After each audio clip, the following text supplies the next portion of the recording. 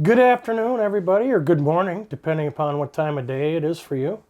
I'm here with Jared Whitman today, owner, principal, and founder of Whitman Media. Jared specializes in helping business owners and professionals develop media libraries for your website, your social media, LinkedIn, YouTube channel.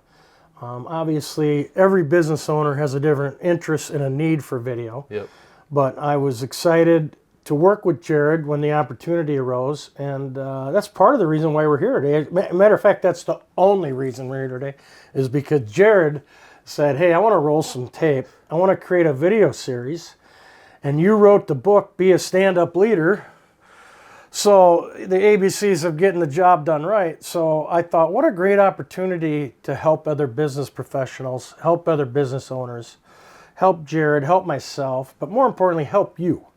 Help you increase sales, improve your employees' performance, build better relationships with your customers, and just overall be a better leader overall, be a better business person. We can all improve. I'm sure that you're very successful right now as it is, and you look at the mirror and you go, oh, what can I do to be better? Well, sometimes it's hard to tell. Yeah. So in Be a Stand-Up Leader, one of the things that I tried to do was touch on a bunch of different disciplines that business leaders are faced with and try to share some of our experience so that maybe you don't make the same mistakes that I've made in the past and maybe just make your life a little easier overall. Yeah. Last time, Jared, what did we talk about in the first book, in the first chapter? That was a introduction, wasn't it? Let's look. Yeah, we got the book right here. It seems like forever ago, but it was only a week ago, but you know how the world turns. Fast. So fast. Accountability. What a great topic. A through Z. My book coach set me up. Very simple. You can't go wrong with an A to Z formula. So we talked about accountability last time, which is basically accepting the responsibility for your own actions and blazing a trail of performance. Today we're talking about accounting. And which is a difficult topic, especially for like myself. I'm a creative. And me. Right? I'm thinking like of all these creative things, and now I have to get analytical and look at the numbers. That's boring. Yeah. Yeah, neither one of us are numbers guys. You know, my background is in sales and advertising, marketing, customer development. Jared's background is in customer development, advertising, and video. So the reason why I put accounting in the book is because it's a difficult discipline that requires special education. Every accountant that I know who has become a certified public accountant had to go through at least 4 years of college and pass the test that accountants take. I don't know exactly what it is, CPA test. Yeah, CPA. And I'm sure that's not easy either. So, you know, I got a lot of respect for you accountants out there. Yeah. And I got a lot of respect for business owners who have a good accountant and have a good system for finance, because it's the engine that runs your business. Yeah, if you don't know what your budget is, how much money you're spending on certain marketing materials or even people, Right. I mean, you can get lost in a sea of expenses and just garbage. It's complicated. Yeah. So before we start rolling the video today, Jared and I were talking a little bit about accounting, talking about my experiences with accounting, his experiences with accounting. And Jared was nice enough in advance, in preparation for this meeting, which we talked about previously, to highlight some of the things that come under consideration for business owners. I'll run down the list, and then we're going to touch on them a little bit.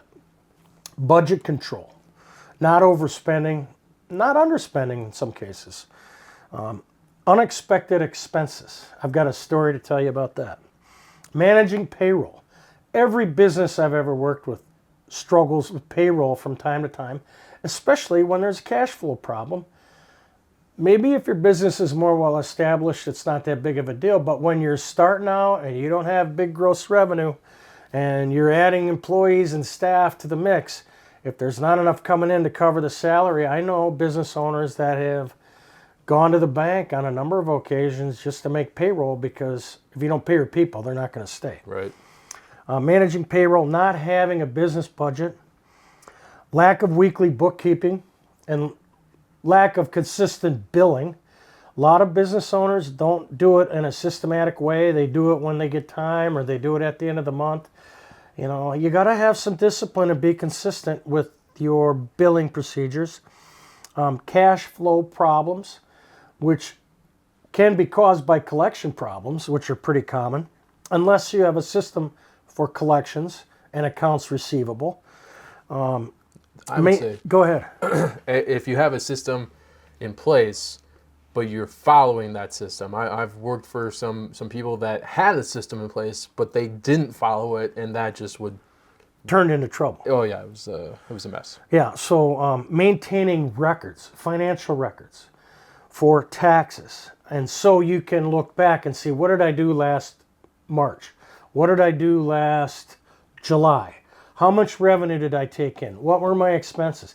It is a good idea to go through the previous year's financial overview as you go into the new year. Sometimes it relates back to goals. It's just like, last year I did 200,000 in March. This year I want to do 225,000 in March. Well, what's going to be different? How are you going to handle that? What needs to happen? Who needs to do what? Lack of financial knowledge. You know, most of us don't go to school to become an accountant. But it pays as a business owner to develop at least a base level rudimentary knowledge so that you can have conversations with your financial planner, your accountant, and your bookkeeper, because you need to stay in touch with your finances. Business owners get in trouble when they don't pay attention and they trust somebody else to do it. I'm not saying everybody's on the slide, Right. but you need to be in control of your own destiny as it relates to the money that you're working your butt off to make and earn. And it's good to trust your bookkeeper. It's great to trust your accountant, but know what your situation is. Cash flow management. Where are we at? What's coming up? What are the slow periods? What are our expenses going to be during the slow periods? And what's my projection in terms of cash flow, revenue, income to balance that out? We talked about QuickBooks a little bit. We'll touch on that. And then having a great accountant is something else we want to just touch on. So let's go back to the beginning.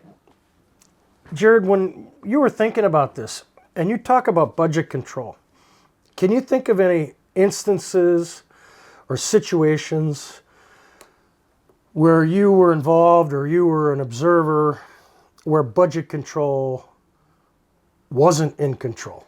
Yeah, I look back at some of the previous places I've worked, and we had accounts receivable issue where several accounts were spanning 90, 120 days, and it's just because the person that was in charge of it wasn't keeping up with the process consistently. Right.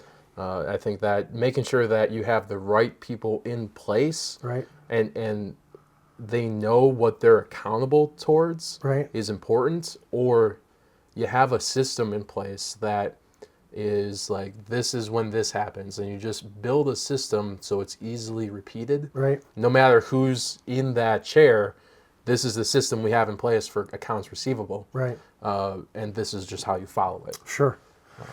Yeah, one of the nice things my bookkeeper did for me was to create a spreadsheet, and it is entitled Budget Control.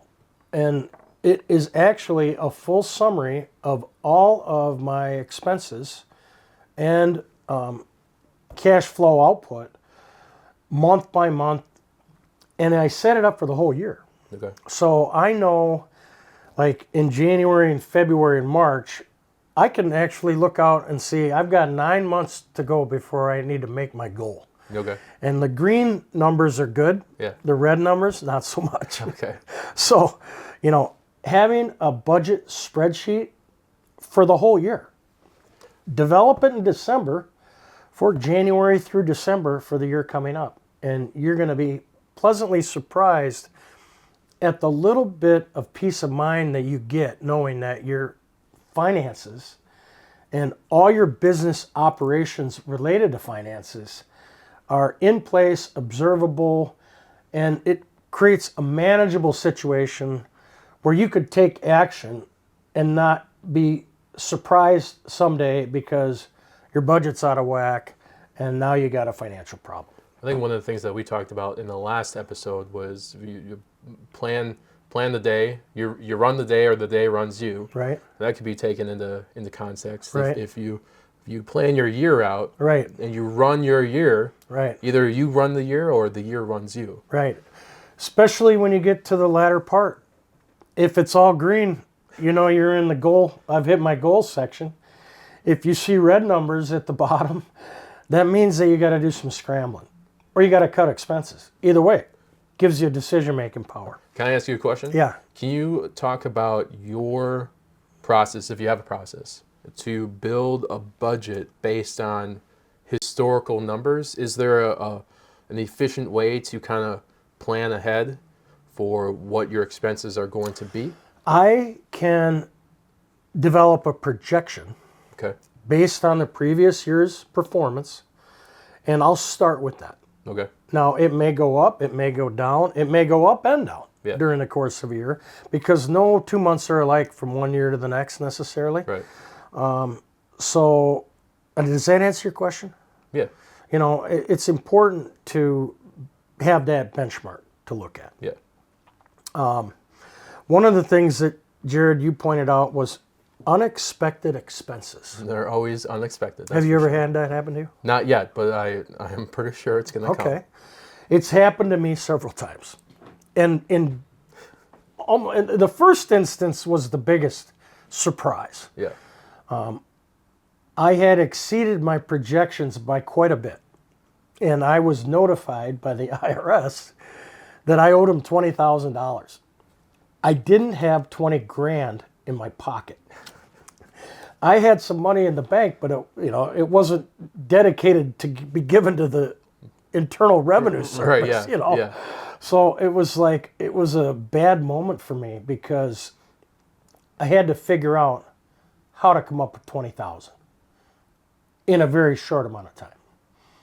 So I called my accountant, and with his experience, training, and magic, we ended up creating an investment that I made that pulled my income back down, which minimized the tax burden on me at the time. Yep.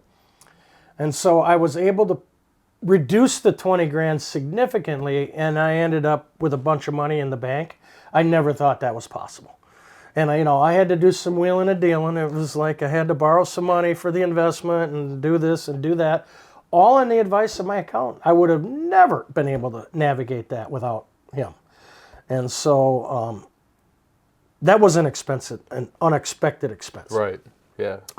That's a large unexpected expense for a small business owner. Yeah. 20 grand in your pocket, Yeah, it's not something that you want to have happen to you all the time. As a matter of fact, if you have a good bookkeeper and you have a good accountant and you do due diligence as it relates to your tax planning, hopefully you can avoid that. I actually heard of another person this past weekend who had the same thing happen to him right now. He just got a $20,000 tax notice from a couple years ago that he wasn't aware of. Bad situation.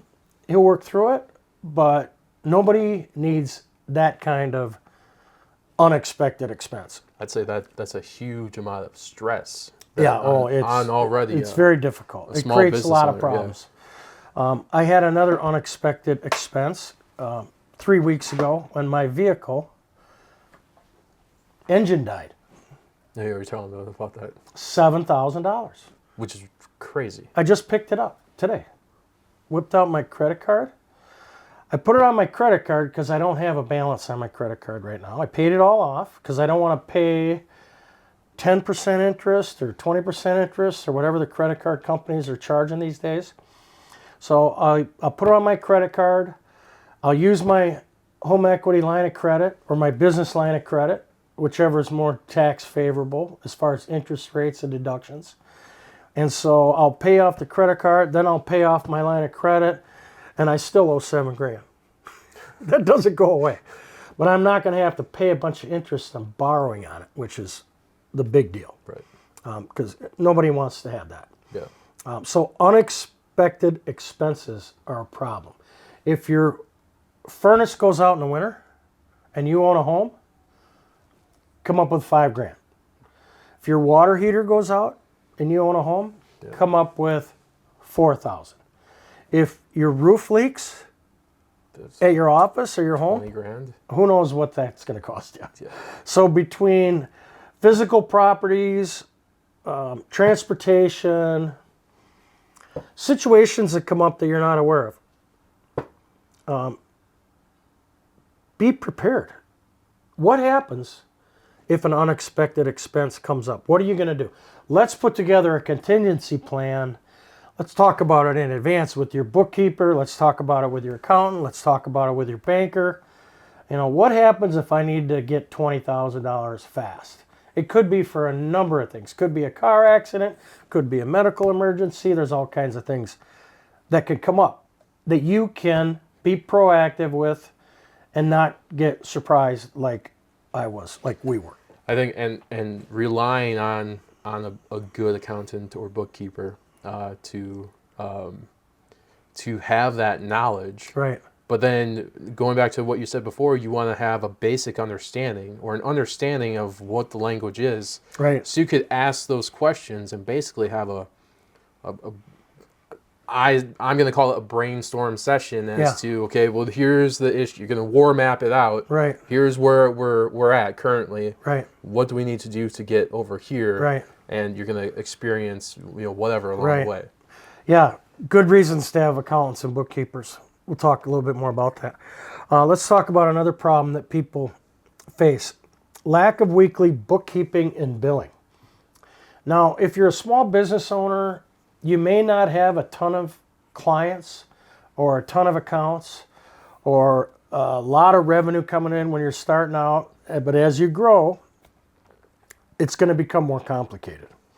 If you've got a great business and your business is growing and your revenues go from $200,000 a year to $1 million a year, you're going to need to stay on top of that. Right. The problem comes when people don't have consistency in their billing. And so billing becomes happenstance, and it doesn't always work well for your client if they don't know what's coming down. Right. You don't want to send an invoice to somebody who's going to get surprised by it. One of the things that I've always done is when I get a new client or I have a new ad campaign or I have a new billing procedure, whether it be a retainer or project-based client, doesn't matter. After we establish our agreement up front, what I like to do is sit down with my bookkeeper and map out the billing that's going to occur for the next 12 months. And to the best of your ability, get it down, itemized, as accurate as possible. It doesn't mean that it won't change. That would require a change order. But in the meantime, what you have is a document in your hands that says, here's how you're going to be billed. I send that to the office manager or the bookkeeper or the accountant or the administrative assistant, whoever is in charge of processing payments at your client's office, and go over it with them. Here's a new agreement that we just entered into together. Here's what our agreement is on the payments. Here's our agreement on the billing. Here's how we bill. Here's when we bill. And here's how much you're going to get billed every month. There's no misunderstandings. Can I ask you a question? Yeah, sure. Do you separate the billing strategy based off the type of client that you have? Like a one-off project or a retainer is going to have, consecutive months billed Yeah. The process is generally all the same, but as you pointed out, if it's a project, how's that going to be billed? If it's a 3-month project, am I going to bill them $1,000 a month for 3 months? Or am I going to bill them $1,500 twice? Or once at $3,000? Am I billing them at the beginning of the work, or am I billing them at the end of the work? Right. How do you feel about that? So what I like to do, and this sounds a little bit outside the box, I ask the client how they want to be billed. Oh, that is outside of the box. What a concept. Wow. Yeah. You know what happened when I started doing that? What happened? I got paid every time. Nice. On time and correctly. So I actually kind of let them set the terms. Now, every business is different. A lot of businesses don't have the luxury to be able to do that. Right. But in the consulting business, we can set it up any way we want. So when I sit down with a client and I say, here's our agreement, here's how it rolls, and I look the client in the eye and say, how do you want to handle payments? They're like, looks to me like you've already laid it out. Do you want me to bill you monthly, or do you want me to bill you quarterly? Would you prefer to prepay, or do you want to be billed all at the end of the year? I prefer not to be billed at the end of the year. Okay. You know why? I like cash in advance. Yeah. I like cash up front. I don't want to have collection problems. And in fact, I don't have collection problems because I communicate upfront, early, and often as to what's going down, and I include my client in the planning process, almost going as far as having them set up the terms. And when they set the terms and we're all in agreement, there's never any misunderstanding. Right. Because 99% of all billing problems are a misunderstanding. Yep. Either they didn't understand that they weren't going to have the money, or they didn't understand what the billing was going to be, or they didn't understand when the billing was due. Give them what they want. Help them make it easy for themselves. Make their lives better by being clear up front with how you want to handle the billing and involve them in the process. If you have a client that pays in full, do you knock off anything off the price? I can potentially give a discount for prepayment, but to me, cash is cash. Okay. Doesn't matter if they write me a check or give me 5 $1,000 bills, But the reality is it needs to be consistent. Even if you're not a big business, at least look at your billing every week. Spend a few minutes, if you have a bookkeeper, talking to your bookkeeper every week. Weekly is great if your business is dynamic. Monthly's okay, but the 4 weeks that goes by in between, you better keep good notes for your bookkeeper, because when you meet with him or her at the end of the month, you want to be able to give them an itemized spreadsheet. Jared, you're really big on using spreadsheets. Yeah. And, that really helps.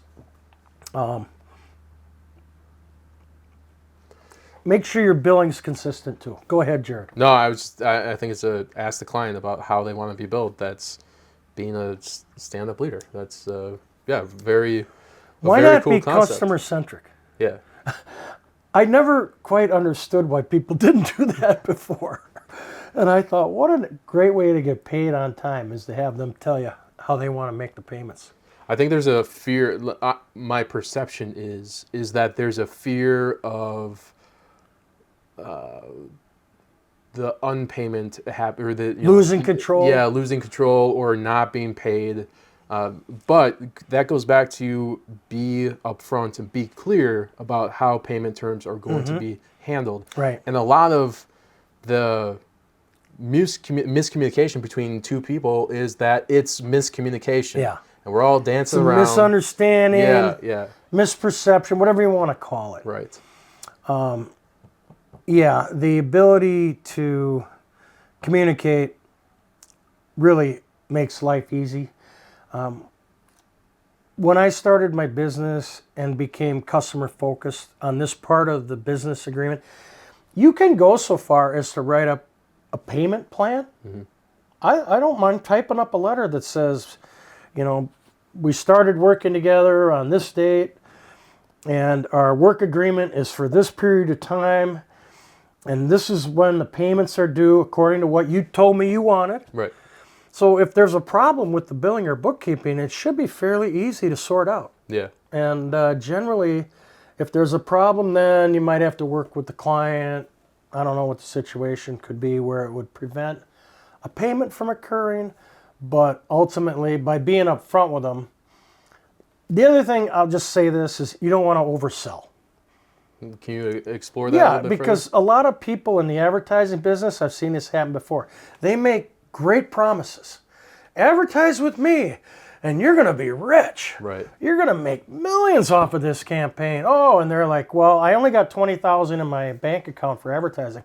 Well, this campaign's only $40,000. Yeah. You're going to make enough new business so that this won't be any problem paying. And they're like, oh, yeah, okay, promises made, right? Yeah. Promises kept, not. Right. So, you go ahead and bankroll $20,000 more than you've got funds for. And you get into the campaign 3 months, 6 months, 9 months, and it isn't delivering roses. Yeah. And it's not bringing cash flow in. And the client looks at you and says, well, you said I was going to get rich off this deal. Yeah. I ran into a situation with that, like that, where,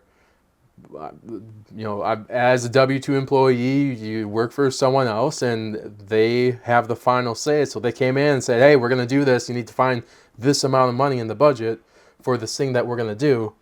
And it was just a nightmare of working with this company we were a partnership. And when it was a mess. Yeah. It was a mess, but yeah. Yeah, so the bottom line is communicate. Open up the conversation. If it's a real partnership, money should never be a problem. Exactly. If it becomes a problem, you might need to reset the agreement. Right. Might need to reset the deal. Because you need to help your client stay within their means. You don't want to be the one that's responsible for creating a financial problem in your client's business. And unfortunately, early on in my career, I saw some advertising agencies make false promises to some big retailers and actually put them out of business. And it left a bad feeling in me. Still turns my stomach today. Yeah. I know I can take you back to who did it and when it was and what happened. And I just vowed right then and there I would never overpromise and oversell somebody, because you're not doing anybody any favors. All you're doing is creating financial hardship. In this case, the business went out of business, and it was terrible. That's unfortunate. So we'll leave that at that. Communicate up front. Work with your customers. Put money up on the table. Don't be afraid to talk about it, and keep good billing and bookkeeping records. Let's go on to the next one, Jared. Cash flow problems. Have you ever seen that? Not yet. Okay. Hopefully I never will. Okay. But you know what they say about I'll tell you what a cash flow problem is. Getting a $20,000 tax bill. No, yeah. That would be a cash flow problem. Right. Yeah. Right. It's like, okay, I don't got enough flow to cover that. Right, yeah. So that's when you have to work with your banker and your accountant, and you're going to have to do some sidestepping. But here's a better idea. When you put your business plan together for the year, when you put your business budget together for the year, you're projecting what your revenue is going to be and what your expenses are going to be. Barring any unforeseen circumstances, if you follow the plan and business is on course as usual, you shouldn't have any big cash flow problems. One of the things that I've seen happen a number of times in recent years is a business who's on plan, and then the pandemic hits. And people stop coming in the store. Right. They just stop buying. Yeah. They're gone. Yep. What you thought was going to happen in January, February, and March, zippo. Yeah. Nada. No money coming in. Yeah. And so let's just say you got 20 employees. Let's say they're each making between 50 and 100 grand a year. And your revenue goes to zero. The pandemic is an extreme case. Right. But it's a real situation that occurred in 2020. Yep. They got laid off by the hundreds, by the thousands. And businesses were doing everything they could to survive. Probably one of the worst times in American history for business being shut down by a disease. It was amazing. Yeah. And I don't really think we're over it yet because we're still suffering the ramifications of the pandemic, which created supply chain problems. And I was just reading an article this morning, on inflation. And inflation skyrocketed in 2020. Okay. 2021. Yeah. 2022. 2023. It's still going up. Yeah. Now, there's a lot of reasons for that, and you can't say any one thing contributed to it, but a lot of product manufacturers and a lot of food manufacturers and a lot of restaurants had to raise prices. Yeah. Because they were dying. Yep. And that nobody was coming in. And so their cost for raw materials, for fuel, for employees, for whatever it was, it's still skyrocketing. So we're still paying for that 4 years later. Yeah, it's a crazy situation to live in or through. Very, very interesting from a business standpoint. Yeah, historically, hopefully we never had that again. Hopefully not. Although there have been pandemics before, 1921, and there may be other pandemics in the future. So don't think it can't happen. As far as it goes, have a game plan for a cash flow. Have a conversation with your banker, because your banker's number one when it comes to what are you going to do now? I need a little more money to cover my expenses. Your bookkeeper's number two for keeping an eye on it and making sure that your bookkeeping in general is on solid ground. And the accounting aspect of your business, number three. You're going to get sage advice if you have a good accountant on how to prepare and how to maybe take steps, being proactive in advance to potentially minimize the effect of a situation that causes a cash flow crisis. One of my clients had a situation where their business is weather dependent. Oh, yeah, that's another one. And I'll give you an example. If it's a drought and you're in the lawn care business and the grass stops growing, there's nothing to do. Yep. You know, you can't water it enough to bring the grass back. Right. Another situation. Let's say you get a blizzard and you get 40 inches of snow, like they've had out in Buffalo and New York and in different places, and business grinds to a halt. And what you had planned for revenue for that week just got wiped out by a snowstorm. Yep. It can happen. You know, floods, another problem. Natural disasters are real. Take the steps to at least think about cash flow. Have a conversation with your banker about cash flow. Have a conversation with your bookkeeper and your accountant. And if they say, hey, oh, it's nothing to worry about, okay, fine. At least you've had the conversation. Yep. But almost every business I've ever worked at or worked with has experienced cash flow problems during certain times of the year. Some businesses are just cycle. Right. Cycle. I've got clients that are, hey, don't spend any money in January, February, and March because it's slow. Yep. Their business is based on May through October. I've got clients who don't want to spend any money in January because there's no income coming in January. So you got to set your operation up and make sure everybody who's in the operation understands that in January we're trying to conserve funds and we're not going to go and invest in a bunch of things that we can't pay for. And this goes back to communicating with your client on billing, which is, let's be upfront about it. Yep. If the client says, I'm not good in January through March, don't sell them something where they're going to have to pay in January, February, and March, because if something bad happens, they might not be able to pay you. Yep. Now you got a collections problem, and that leads to other problems, and we won't talk about that right now. Can I ask you a question? Yeah. And I know you're not an accountant. That's true. Ian, does it make sense to add a budget item for unexpected cash flow purposes or lulls? If you've got the money. Okay. You know, I mean, some people call it a contingency fund. Okay. I've always wanted to have a contingency fund in my life because I've been hit a couple times where you get an unexpected expense and it's like, holy cow. Usually it's tax related. And so I started a process early on in my business. We set aside tax money every month. I don't wait to figure it out in 3 months or in 6 months. Right. If I take in $10,000 in 1 month, I'm going to set aside $3,000 for taxes. You know, depending upon what your tax rate is, you know, it's 20%, 30%, 40%.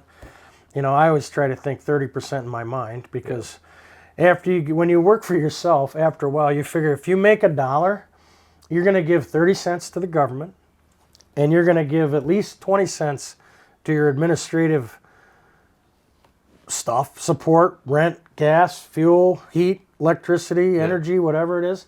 So really, you sell $1, you really only maybe take home 40 or 50 cents. Gotcha. It's kind of hard to swallow. Yeah. I just had that experience the other day. I made a couple bucks and I'm like, I got to take half of this and put it aside. Right. Because it isn't mine. Yeah. It's the government's. Yeah. And the rest of it needs to go to cover my expenses. Right. The cost of doing business. Yep. Cost of goods sold, according to QuickBooks. I take so when invoice comes in, revenue comes in, I put that into certain buckets. Basically, a certain percentage it goes to this, certain percentage goes to this, percentage goes to my living expenses, and then it's broken down even further into smaller buckets. Well, that's smart. But I'm a visual guy, so smart. I enter in the amount that's coming in, and everything's broken out into, okay, well, I'm going to transfer this amount into this account, this amount into this account. Right. So that's been super helpful. Yeah, because then you can look at your accounts and you know where you stand pretty quickly. Yeah. One of the things that I found was after you pay your taxes, you pay all your expenses, is there any left? Right. You know, you maybe have enough money for gas and food and groceries and rent. Is there any left for savings? Oh, yeah. What do you have to put into your 401k? Yeah. You know, I went for a long time when I started my business not being able to save a whole lot. Yeah. Because I was operating on a shoestring. Right. I was spending what I was making and there wasn't any left over, and I guess I was happy with that at the time. And eventually, when you get a little windfall, whatever it might be, you got to try to set some aside for a rainy day. Right. Because if you start investing in your 401k when you're younger, you're going to be way ahead by the time you get to retirement age. Yeah. The problem is if you don't start saving for retirement early, take it from somebody who knows, it's going to cost you later.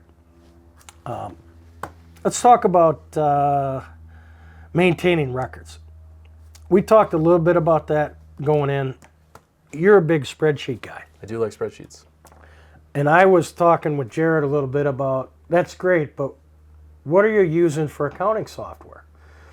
And, you know, I use QuickBooks. A lot of people use QuickBooks. There's different types of accounting software. But I was told without question that when I started my business, get yourself an accountant, get yourself a bookkeeper, and get yourself some QuickBooks, because that's going to make your life easier along the way. But how do you keep track and how do you maintain your records? That's a great question. And I've just been in full-time in this business for 6 months now. So it's basically I'm trying to put into place systems that allow me to stay on top of that. So I have spreadsheets. I'm writing things down, like my miles in my notebook in my car. Keeping the receipts off to the sides. But 55 cents a mile. 55 cents a That's mile. what you get when you keep track. Yeah. My financial planner just told me that. Again, for the 500th time. Well, it's better than taking out for the gas. So you get 55 cents a mile adds up when you keep track of it. Yeah, exactly. But you have to keep track of it. That's and you got to have a written log. Yeah. They may never check it, but they do. But right. You never if you get audited, you want the stuff in place. So my friend, who's a financial planner, he is committed to keeping track of his mileage at 55 cents a mile. Yeah. He never got audited, and one day he did. And so the tax auditor came in and they were meeting at the accountant's office, him and the IRS, and he said, "What do you got for a mileage log?" And he pulled out his notebook and he showed it to him. He goes, "That's good." He just wanted to know that he had a record. Yeah, yeah. So you keep track of your own records, and you've never had any difficulty. No. I mean, but right now I have spreadsheets in place that track my personal expenses, my business expenses as best as I can. But I'm slowly trying to transition my system that I've developed over the last decade into QuickBooks, and then breaking that mold that I've developed. Well, we're going to get you on QuickBooks. It's going to take a little bit, but that's okay, because once you switch over, you keep the spreadsheet. Right. And that's the whole point, maintaining records. Yep.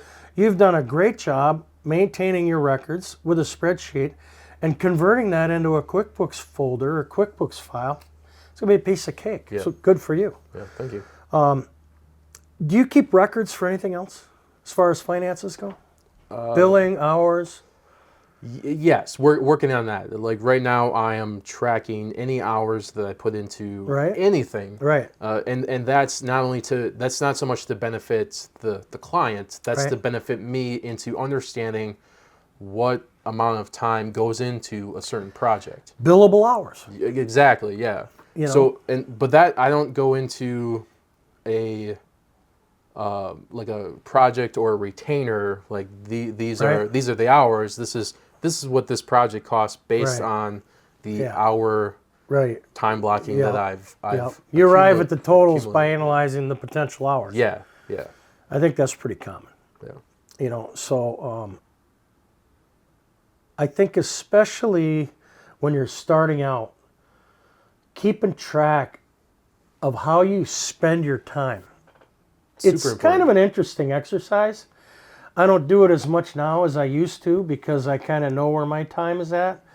But when you're free flowing and you're going 100 miles an hour and you're going all over the place and you're a super networker and you're out prospecting and you're out making calls and you're putting miles on and you're working your butt off, it's nice at the end of the week to look at your schedule and say, wow, this is where I invested my time. Yeah. And that's what it is. It's an investment. Right. I think that even beyond the business leaders in today's market, just general population, is that our time is so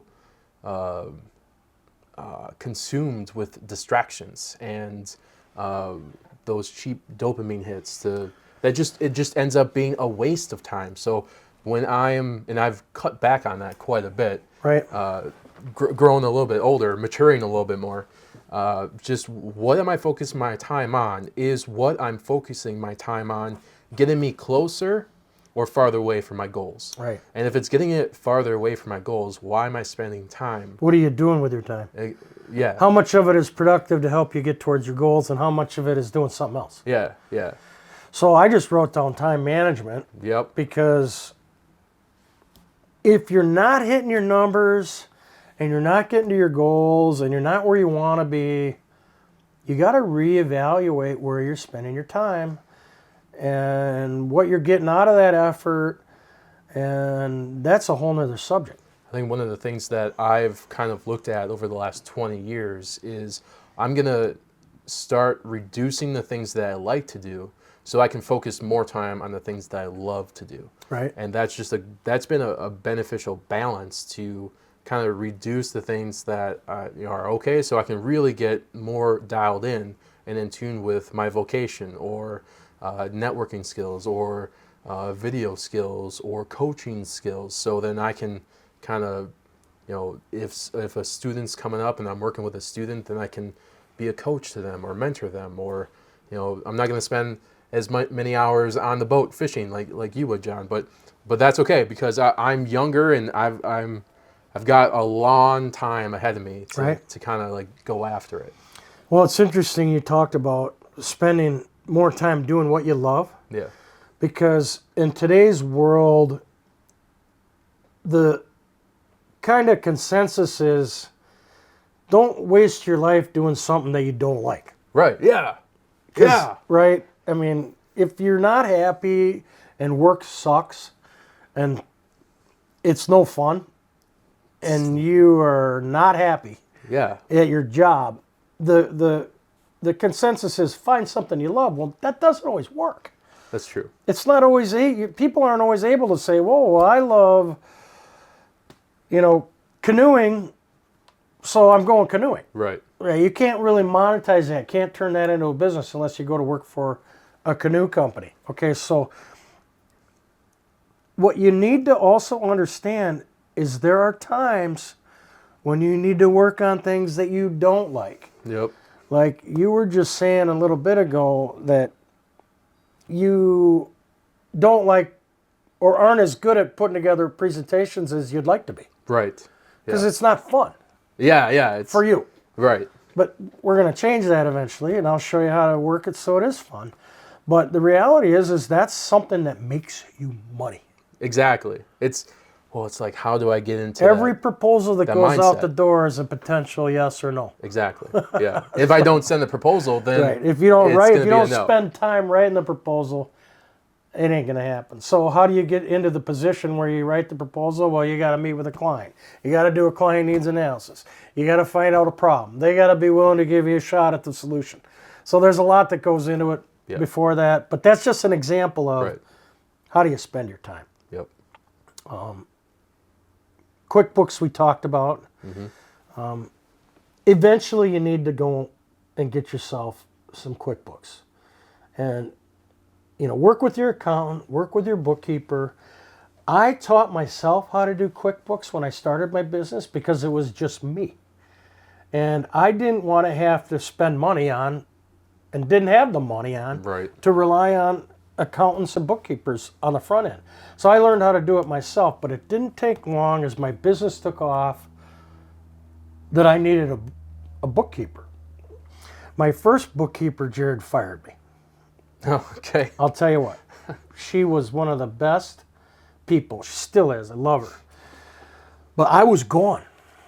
I was on the road 4 or 5 days a week. And she would come in on Wednesdays and she's like, you need to be here so that I can keep track of this stuff for you.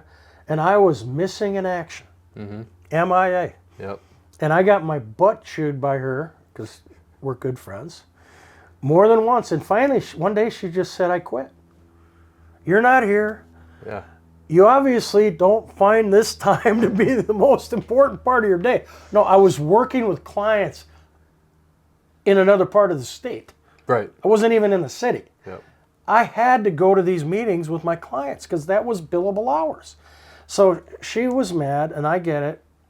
So my next bookkeeper,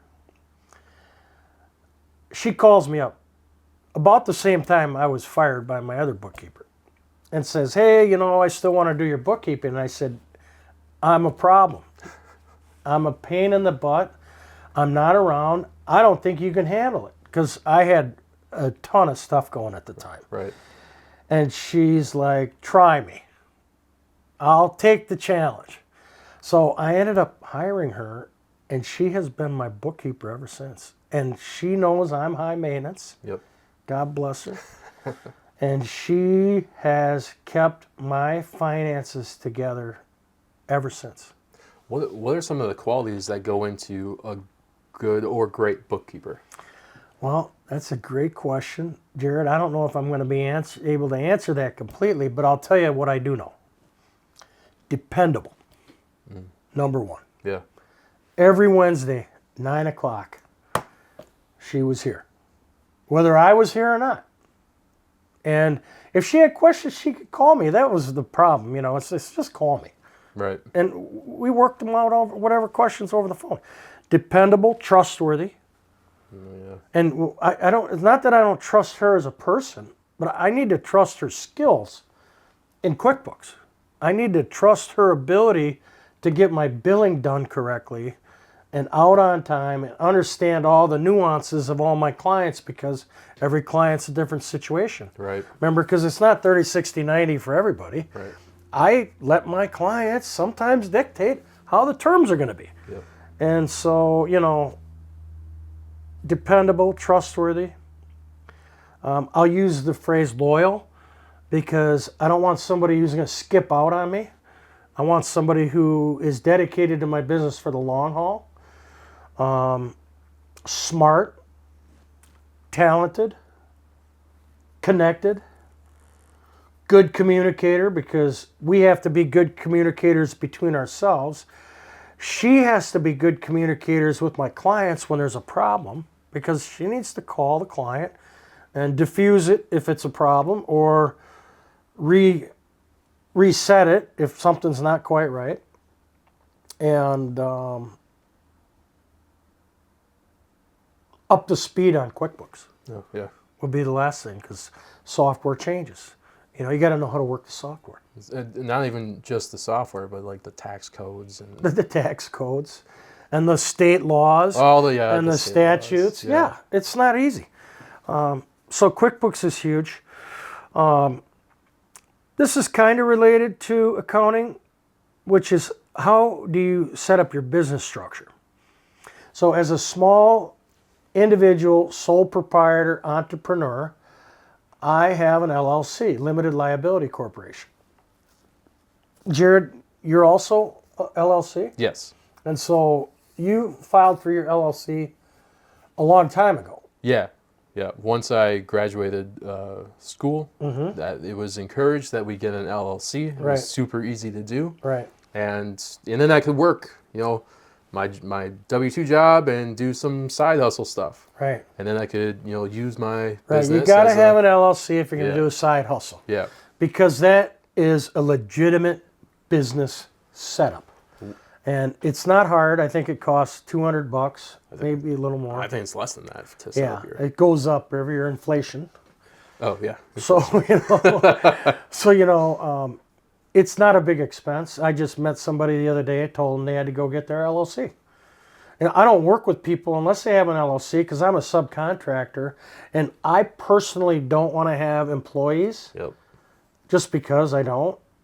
But I love working with people like Jared, because he's an independent contractor. He has his own business. He's standing on his own 2 feet. He's got his own reputation to build up. And so I like working with people who are tall in the shoulders, who are willing to stand up, get their own LLC, and have the courage to actually go into business for themselves.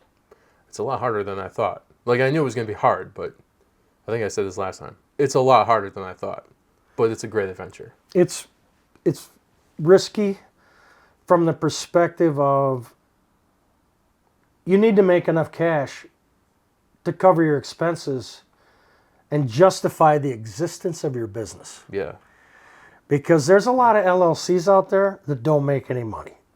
And there's nothing wrong with having an LLC and not having a big business. But if you're going to be serious about being in business, you're going to have an LLC because you're going somewhere with it.